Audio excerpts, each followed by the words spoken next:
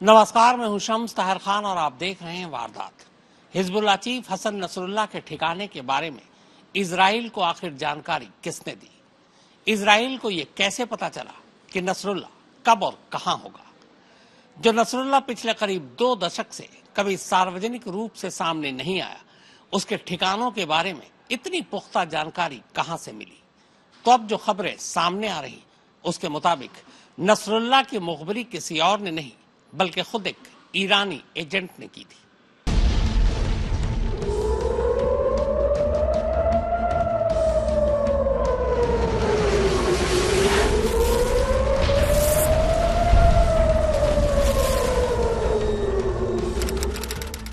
शनिवार 28 सितंबर दोपहर 1:30 बजे, देहिया, लेबनान।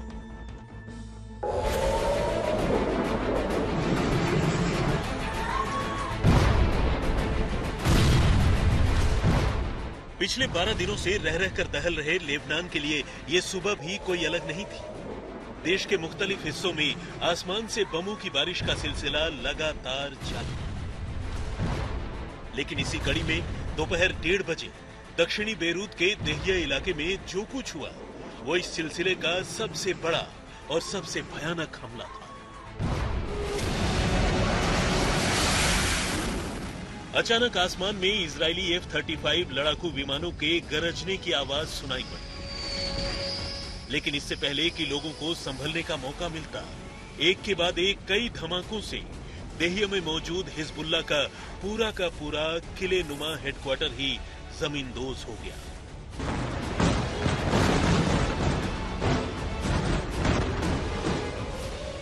इन हमलों से धूल, धुएं और शोलों का ऐसा गुबार उठा कि दूर से देखने वाले भी सहम गए।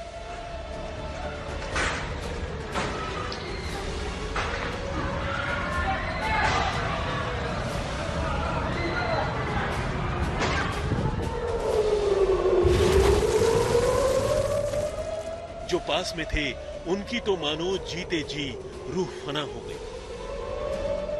फिर इसके फौरन बाद सामने आई एक ऐसी खबर जिसने लेबनान से लेकर ईरान तक को, या यूं कहें कि पूरे मिडिल ईस्ट तक को हिला के रख दिया। आखिर कैसे इजराइल को यह पता चला कि शनिवार की दोपहर को ठीक 1:30 बजे नसरल्लाह देहिया में मौजूद हिजबुल्लाह के हेडक्वार्टर में पहुंचेगा? और आखिर कैसे इजराइल ने इस ऑपरेशन को आनन फानन में इतने परफेक्शन के साथ अंजाम दिया? तो इसका श्रेय जाता है इजराइल की खुफिया एजेंसियों और उसके इंटेलिजेंस नेटवर्क को।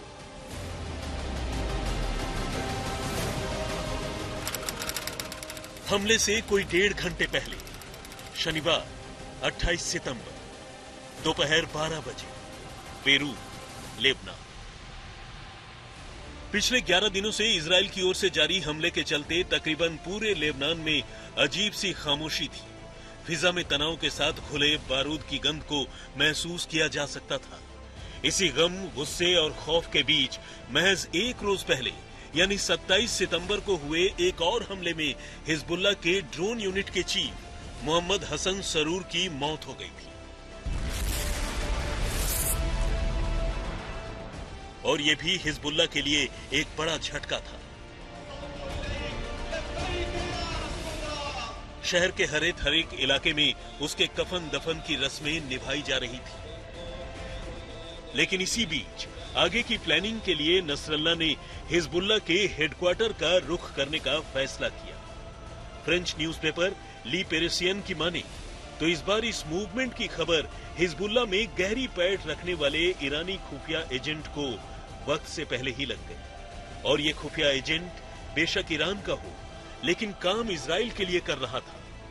और बस इसी एजेंट के एक इंफॉर्मेशन ने वो काम कर दिया जिसकी कोशिश में इजराइल करीब 3 दशकों यानी 30 सालों से लगा हुआ था।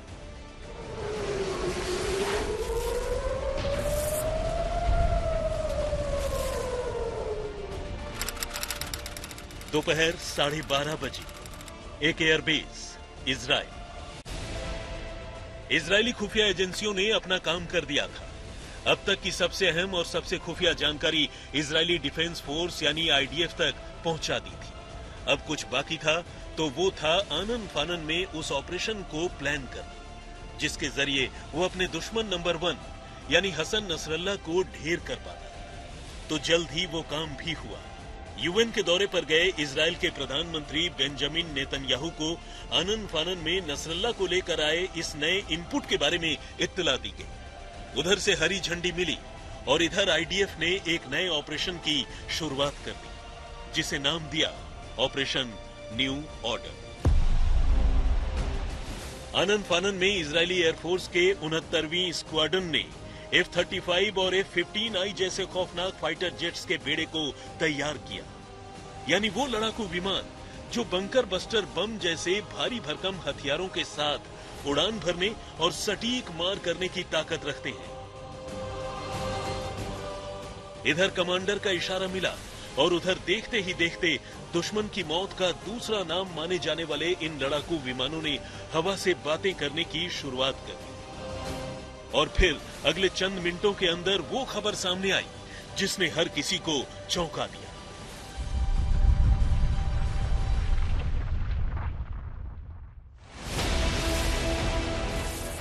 बेरूत में मौजूद हिजबुल्लाह के ठिकाने पर ताबड़तोड़ बमबारी में हिजबुल्लाह का सबसे बड़ा नाम हसन नसरल्लाह मारा जा चुका था। खबरों के मुताबिक इजरायली फाइटर जेट्स ने अपने टारगेट पर इस ऑपरेशन के दौरान हर दूसरे सेकंड पर बमबारी की और एक एक कर कुल 13,000 किलो वजन के बराबर बम मारकर पूरे इलाके को धुआं-धुआं कर दिया।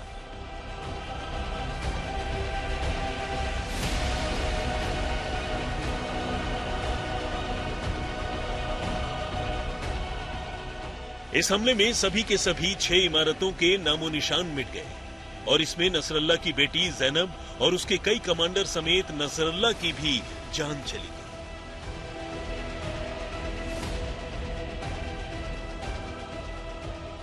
इसके बाद पहले खुद इजरायली डिफेंस फोर्स यानी आईडीएफ ने इस खबर का सोशल मीडिया पर ऐलान किया और फिर हिजबुल्लाह ने भी नसरल्ला को शहीद बताते हुए इस खबर की पुष्टि कर दी।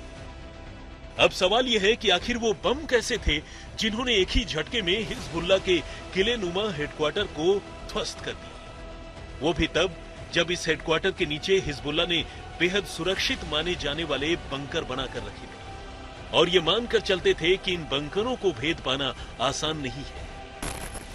तो जवाब है, वो बम थे GBU 72 और MK-84 सीरीज के बम। इन बमों की खासियत कुछ ऐसी है जो जमीन के अंदर घुसकर धमाका करते हैं और बड़ा नुकसान पहुंचाते हैं। खबरों के मुताबिक बेरूत में नसरल्लाह जिस इमारत में मौजूद था उस पर GBU 72 फैमिली के बमों से हमला किया गया, जिसने पूरी की पूरी इमारत के साथ साथ नीचे मौजूद बंकर तक के परखच्चे उड़ा दिए। स्टील और कंक्रीट की मोटी दीवारों को छेद कर इसने इतना बड़ा धमाका किया कि हमले वाली जगह करीब 30 फीट गहरा गड्ढा हो गया।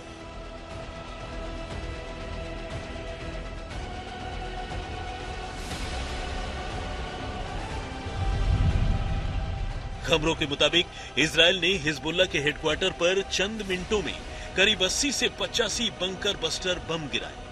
बंकर बस्टर यानी जमीन की गहराई में बने अड्डों को खत्म करने वाला बम। ये GBU 72 सीरीज के वो लेटेस्ट बम हैं जिनका वजन 2268 किलोग्राम तक हो सकता है। असल में ये तहखाना बंकर या सुरंगों को उड़ाने के लिए ही बनाए गए।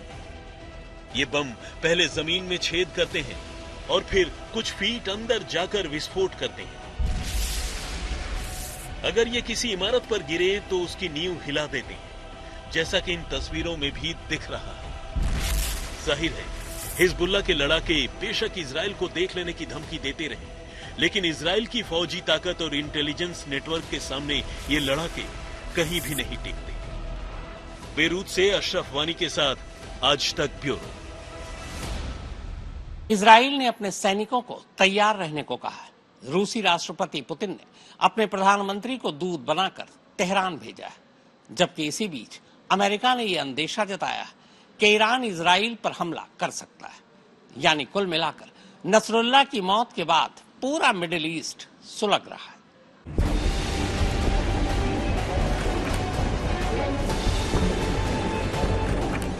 लेबनान में हिजबुल्लाह चीफ हसन नसरल्लाह के खात्मे के बाद पूरे मिडिल ईस्ट में तनाव है। यहाँ कब इजराइल और ईरान के बीच जंग की शुरुआत हो जाए और जंग में कौन सा मुल्क किधर से कूद पड़े, ये कोई नहीं जानता। मामला कितना संगीन है इसे इसी बात से समझा जा सकता है कि इजराइल की इस कार्रवाई के बाद खुद ही अपने मुल्क में ईरान के supreme leader Ayatollah Ali Khamenei किसी खुफिया ठिकाने पर चले गए। यानी खामेनी को अपने ही देश में छुपा दिया गया है, या यूं कहें कि छुपना पड़ा है। उधर इजराइल है कि नसरल्लाह की मौत के बाद भी उसके हमले नहीं रुक रहे और इजरायली लड़ाकू विमानों ने हिजबुल्लाह के अलग अलग ठिकानों पर हमले का सिलसिला अब भी जारी रखा हुआ है। लेबनान में हुए पेजर और वॉकी टॉकी ब्लास्ट के सिलसिले को देखते हुए ईरानी फोर्स तक ने ऐसे डिवाइसेस से दूरी बना ली है, क्योंकि उन्हें डर है कि कहीं इजरायली एजेंसीज उनके उपकरणों में भी सेंध न लगा दे और ब्लास्ट की शुरुआत हो जाए। इस बीच खबर है कि अब रूस के राष्ट्रपति व्लादिमीर पुतिन अपने देश के प्रधानमंत्री मिखाइल मिशुस्टिन को ईरान भेज रहे हैं, जहां उनकी मुलाकात ईरान के राष्ट्रपति मसूद पेजेस्कियान से होगी। वैसे तो ये मीटिंग यूरेशियन इकोनॉमिक फोरम के बैनर तले होने वाली है, जिसका ऊपरी तौर पर मकसद कुछ और है, लेकिन जंग के हालात के बीच रूस के पीएम का ईरान दौरा अपने आप में काफी कुछ कहता है और ये इस रस्साकशी में उसके ईरान के साथ खड़े होने का एक बड़ा सबूत है। लेकिन इस खींचतान के बीच जिन दो ध्रुवों के बीच सबसे ज्यादा तनाव है वो है ईरान और इजराइल। इजराइल पहले ही हमास, हिजबुल्लाह और हुती लड़ाकों से लड़ रहा है, लेकिन इस बीच ईरान ने भी उस पर हमले की धमकी दी है, जिसके बाद इजराइल ने अपने तेवर और भी तीखे कर लिए हैं। इजराइल ने कहा है कि कोई भी उसे अपनी आत्मरक्षा के अधिकार से नहीं रोक सकता। हालांकि इस बीच खबर यह है कि इजराइल ने अमेरिका से ईरान को यह आगाह करने के लिए कहा है कि वो उन पर हमले की गलती न करे, क्योंकि ऐसा करने का सीधा मतलब यही है कि मिडिल ईस्ट में दोनों ताकतवर मुल्कों के बीच एक नई और सीधी जंग की शुरुआत हो जाए, जिससे इस पूरे इलाके पर बड़े पैमाने पर तबाही तय है।